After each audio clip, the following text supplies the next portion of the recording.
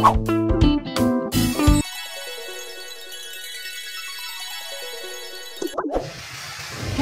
ideal friend! Wow!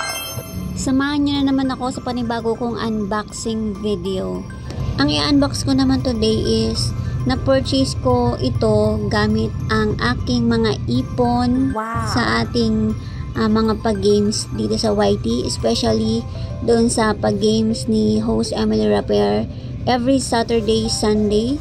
Basta tuwing meron siyang live stream and nakakaipon ako ng mga panalo ko sa pag-games niya sa kanyang YouTube channel. And syempre nakiusap tayo na ipunin ko yung aking mga panalo para makabili ako ng something na surely magagamit ko talaga everyday. The last time na in-unbox ko is yung cellphone. And ito na naman is isa naman po itong juice extractor. Iba din ito sa parang blender, pero parang same lang din naman sila kasi parehas na madudurog yung mga fruits and vegetables. So ito yung purchase ko para mas makagawa ko ng pure and fresh juice from fruits and veggies. And hindi naman po ito kamahalan, medyo mura lang din naman to, pero at least meron tayong magagamit para sa mga ating mga maiinom, yan, ganyan, mga gamit natin para sa mga fruits and vegetables natin. Ito yung complete package niya. So, ang ano niya, hindi siya talaga pure metal, meron siyang plastic and metal. So, expect na natin na hindi talaga siya pure metal kasi hindi naman siya ganun ka-expensive. Dahil combination siya ng plastic and metal, expect nyo na hindi siya ganun kabigat. Magaang lang siya, madali lang siyang bitbitin.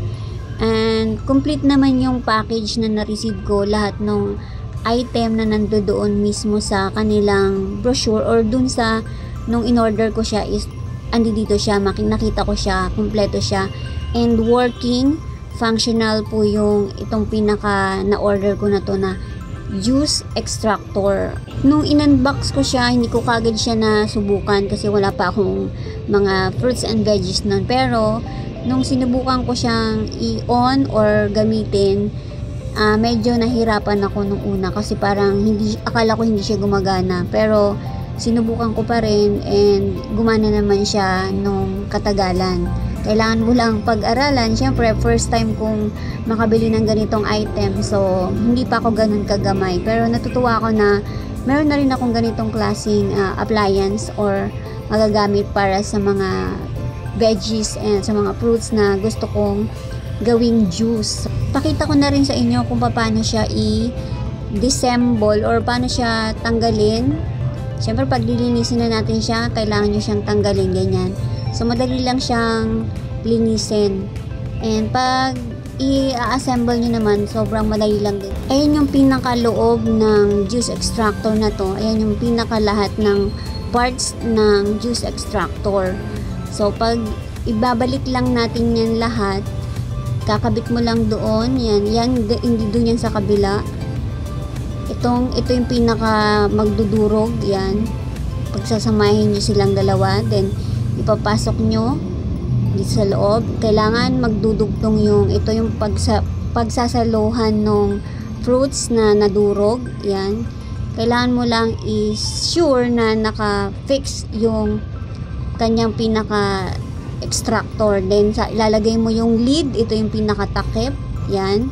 After mo malagay yan, ilalak mo nung pinaka metal na yan. And then yan namang nasa taas, yan yung magtutulak ng fruits para mapunta dun sa ilalim and ma-extract siya or madurog. Then dito sa kabilang side, ito naman yung sasalon ng juice. So yan yung pinaka buong juice extractor, yan lang naman siya. Thank you so much for watching. See you again on my next unboxing video. Bye!